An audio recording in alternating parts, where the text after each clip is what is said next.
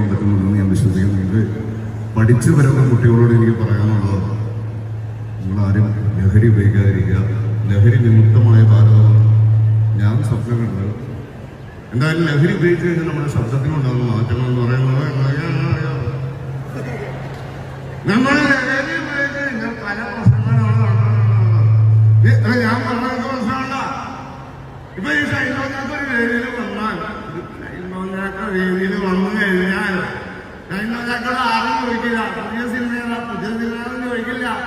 എന്താ ചോദിക്കണമെന്നറിയോ? അറിയോ? നിങ്ങളൊന്നും കിട്ടാൻ അറിയോ? അറിയില്ല. എന്താ നീ എഴുതാൻ അടിച്ചിട്ട് നീ കുറേ നേരം എന്ന് പറഞ്ഞു.